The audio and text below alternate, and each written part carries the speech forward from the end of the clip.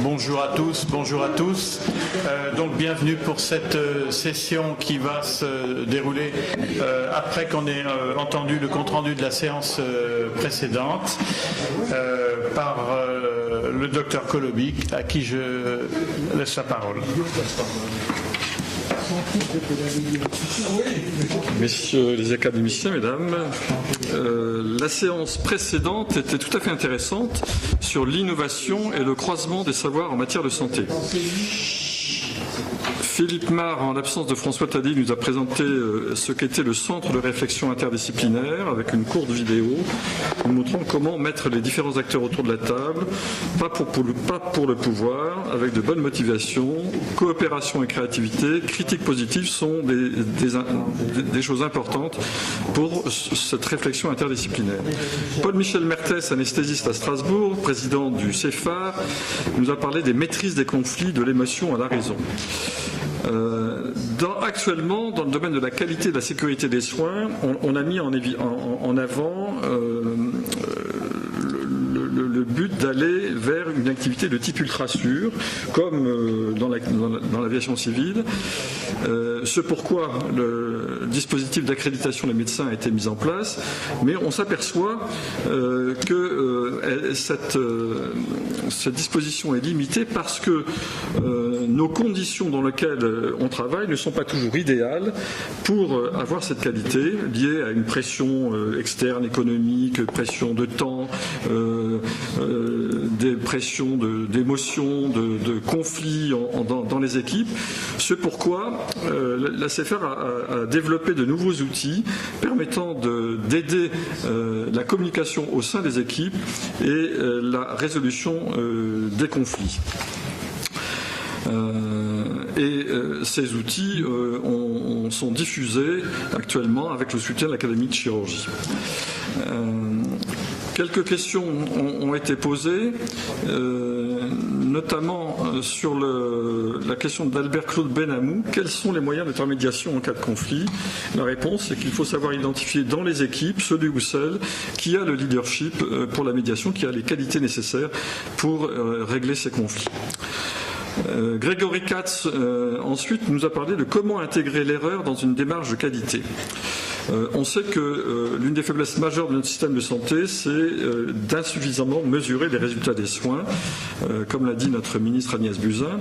Et finalement, se pose la question comment définir le succès en santé. Plusieurs réponses ont été données et plusieurs exemples des registres européens ont été donnés, montrant que la participation à ces registres permettait d'améliorer, de diminuer les complications, d'améliorer les résultats grâce à une auto-évaluation et une comparaison entre nous de nos pratiques.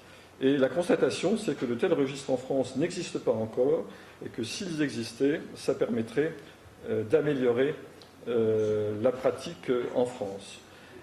Au commentaire de Bernard Lebel qui disait « mais tout ça c'est bien, on est tous d'accord, mais ce que vous proposez est laborieux et on nous demande d'être rentable avec peu de moyens », la réponse a été de dire ce que actuellement les praticiens d'établissement sont payés au volume d'actes.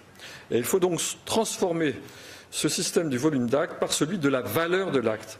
Et donner un exemple sur la chirurgie de la cataracte où il fallait mesurer la valeur du soin, le service médical rendu, et quand on posait la bonne indication au bon moment, pas trop tôt, finalement le service médical rendu était meilleur que si on avait posé une indication trop tôt. Donc on allait diminuer le volume d'actes avec un meilleur service rendu pour le patient, et c'est ce vers quoi il faut aller. Enfin, François Richard disait « mais comment peut-on s'organiser pour rendre obligatoire les registres ?» Et la réponse est « il faut donner envie, se recentrer sur la valeur à donner aux patients », et que la collecte des données n'était pas un problème car elle pouvait être dématérialisée, notamment par les patients, et ça n'avait pas le retentissement sur la production des soins. Pierre-Henri Lebrun, avocat, nous a parlé ensuite de l'accident médical, fautif ou non fautif. Il a rappelé que la justice française est fondée sur la philosophie de la responsabilité individuelle.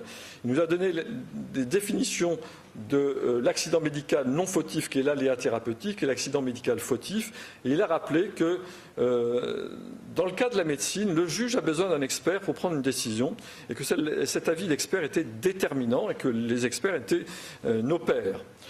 et que sur le plan juridique, l'obligation des moyens doit présider à la responsabilité, contrairement à ce qui avait été dit avant sur la nécessité d'obligation des résultats et de mesurer les résultats.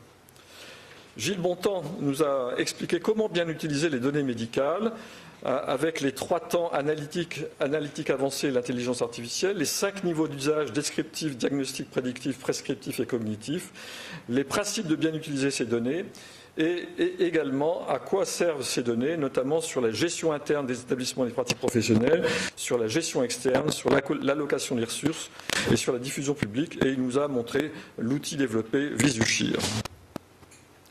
Guillaume Levavasseur nous a parlé des limites de l'intelligence artificielle en matériel de santé.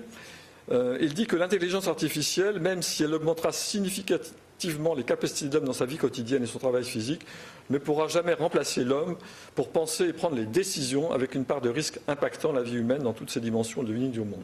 Il faudra donc bien parler d'une intelligence augmentée plutôt qu'artificielle. Et puis il a souligné les problèmes éthiques que vont soulever ces utilisations d'algorithmes. Frédéric Brizard, économiste, nous a parlé du nouveau monde et des nouveaux risques sanitaires. Notre système de santé fait face à de multiples défis et finalement c'est un système de gestion de risques.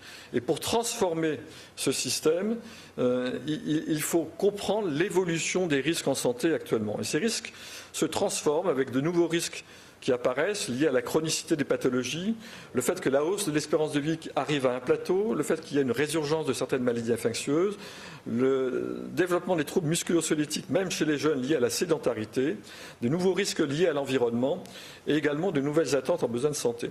Et seule une bonne compréhension de cette évolution du risque permettra d'apporter une réponse adaptée à notre système de santé, avec 3 types de réponses. Une réponse systémique, une réponse par l'innovation technologique et une réponse politique et philosophique.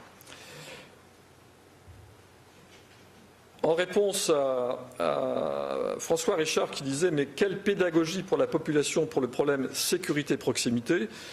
On ferme beaucoup d'établissements de maternité du fait d'un problème de sécurité, mais la réponse a été de dire « On ne se donne pas assez les moyens de gérer ».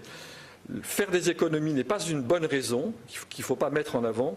Il faut privilégier la sécurité à la proximité et l'expliquer et offrir des solutions pour une continuité des soins avec une certaine proximité. Je vous remercie. Merci beaucoup. Est-ce qu'il y a des observations à faire par rapport à ce compte rendu donc on va adopter avant de passer à la séance, donc je voudrais faire quelques rappels. D'une part, il y a le dîner de l'Académie le 12 juin. Donc il y a un nombre de places limité, mais il faut vraiment que les membres de l'Académie viennent. Hein. Donc moi je fais appel beaucoup à mes collègues urologues ça me ferait plaisir qu'ils soient là cette année en particulier, mais bien sûr tous les autres aussi. Une deuxième chose, c'est par rapport au projet Syncôme. Donc actuellement, on est dans une phase où on peut faire des donations qui peuvent bénéficier de certains avantages fiscaux jusqu'à dans quelques jours. Donc lâchez-vous, allez-y avec de bon cœur, si j'ose dire. Il y a déjà un certain nombre de personnes qui ont fait des dons et je pense qu'il faut vraiment qu'on puisse profiter de cette possibilité fiscale pour le faire.